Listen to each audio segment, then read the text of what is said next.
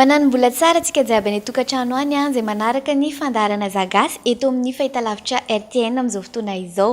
Lohahevitra vaovao indray izany hoe zava-baovao no entiny aminao amin'ity androany ity satria dia hiala kely amin'ilay resaka soatoavina malagasy indray tsika fa hijery mahakasika ny foko iray izay any avaratra satria avaratra andrefana no tena ahitana azy raha eto Madagasikara. Na zany aty izany anefa dia anisan'ireo foko 12 izay miparitaka maneran'ny nosy ary manana ny mampiavaka azy ihany koa izay foko izay. Tsy ampiandry antsika ela ary izay fa tonga dia ho arahantsika avy hatrany ny fanadidina dia ho fantatra antsika hoe iza ary ilay foko izay ho resaresantsika amin'ity androany ity. Dahoary.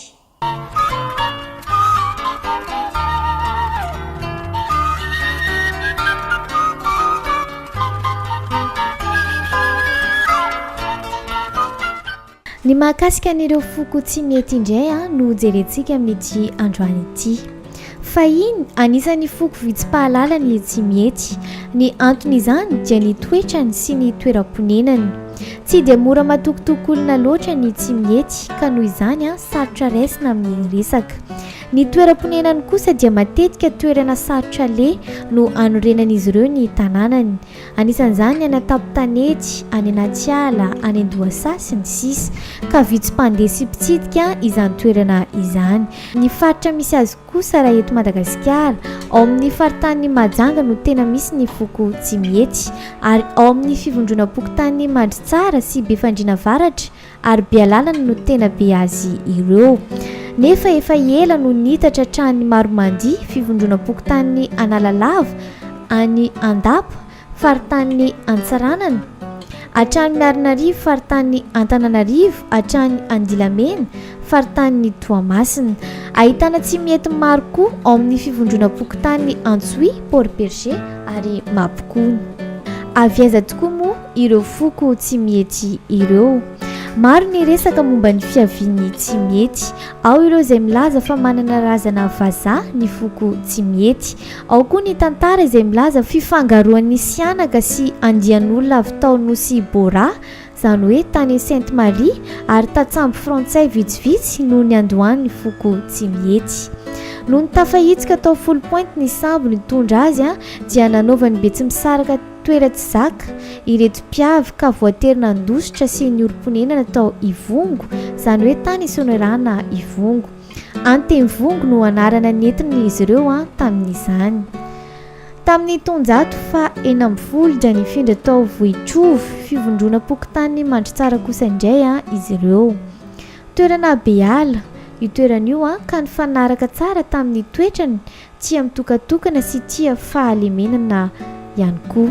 Eo anelanelany renirano Mananara sy Fahambay no misy any Vohitrovy.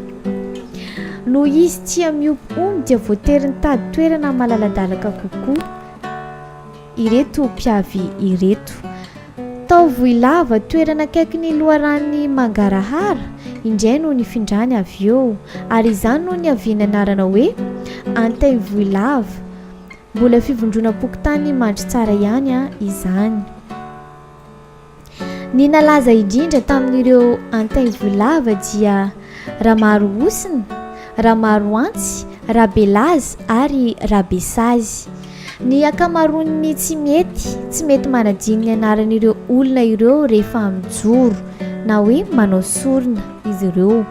Tokony ho tamin'ny taonjato fa 17 tany ho any no niseho izao toe-javatra izao.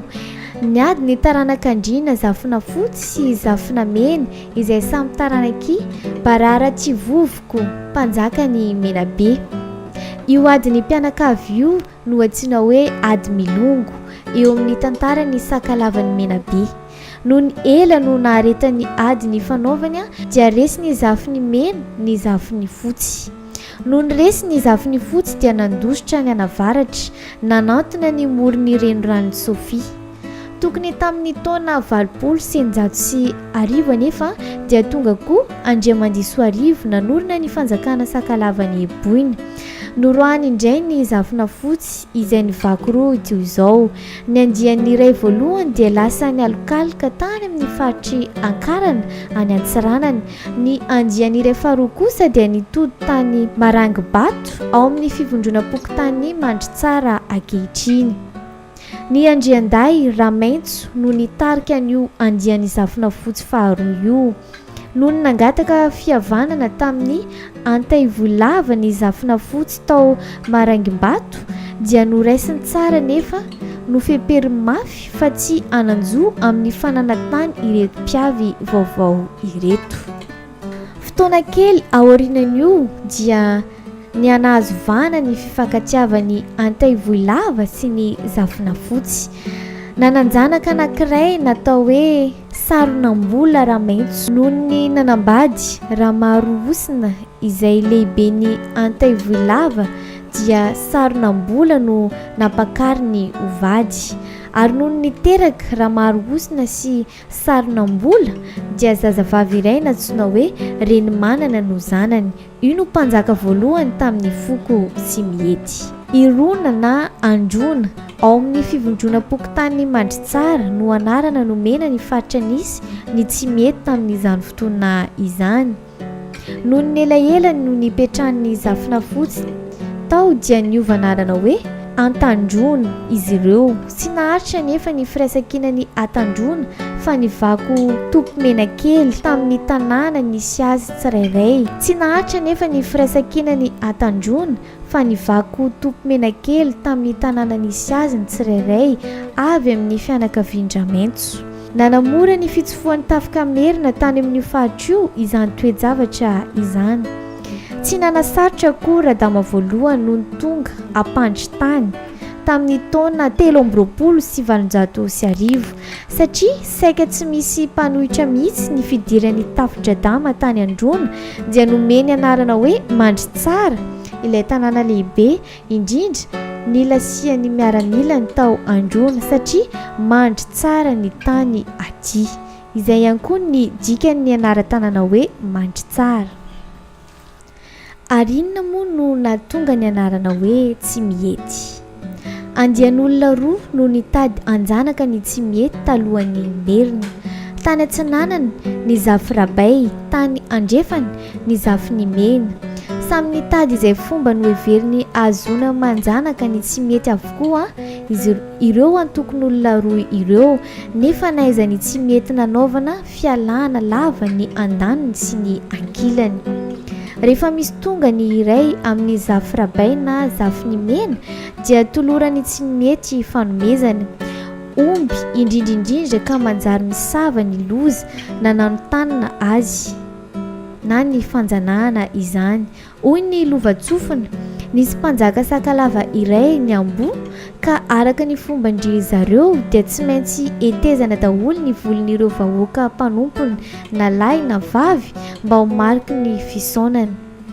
Tsy nentina napaka ny volony nefa ny tsy mihety fa omby no nalefa no anjara fanompony asinandriny sy ho mariky ny fiaraha-miory.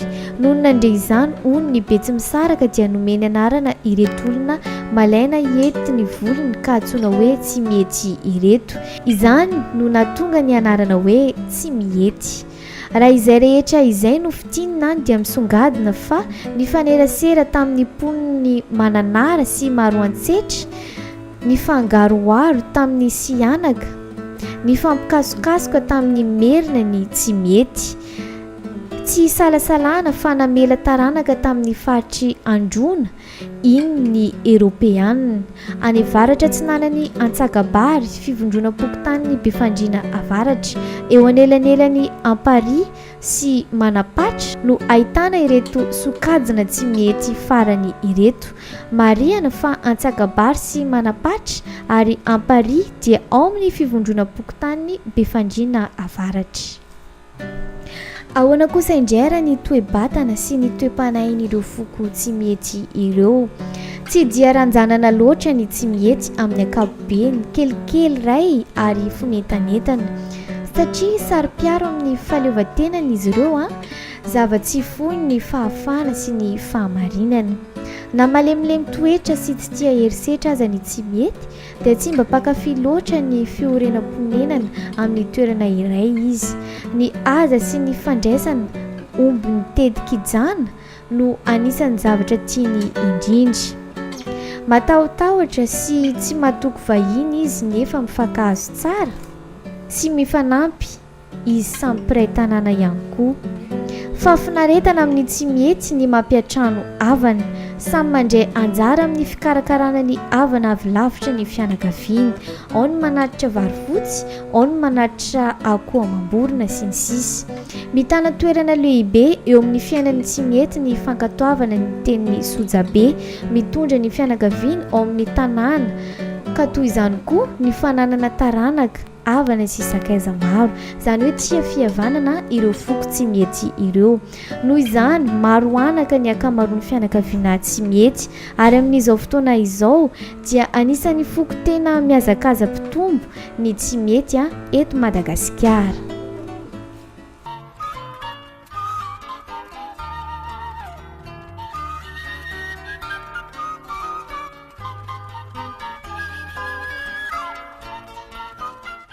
Ireo foko tsy mihetsy araka nahitantsika azy tao anatin'ny fanadidina teo dia ireo foko tsy mihetsy no narahantsika tamin'ity androany ity.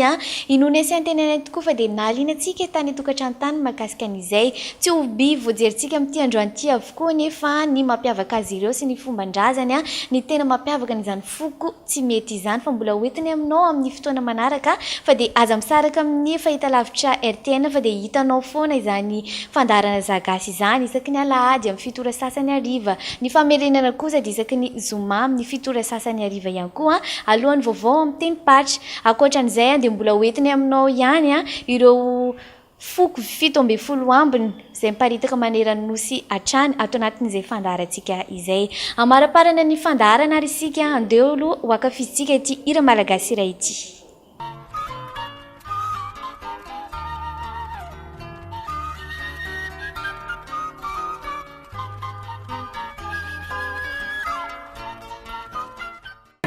Saya tutuli ainasika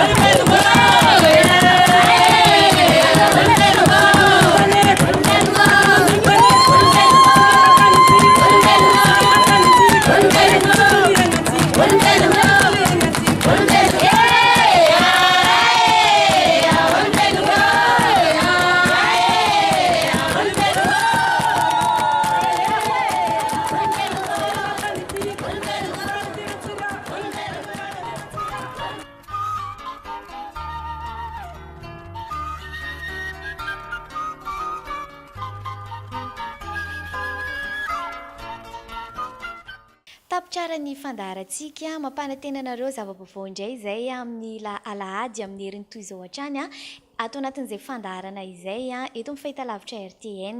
Alohan'ny tena maranako anefa dia tsy hainay tsy hisaotra anareo any tokantrano any izay nanaraka ny fandaharana hatramin'ny farany. Eo ihany koa ireo teknisiana sy ny kameramanina satria dia tsy totosa izay fandaharana izay raha tsy teo izareo ka dia isaorana manokana ihany koa.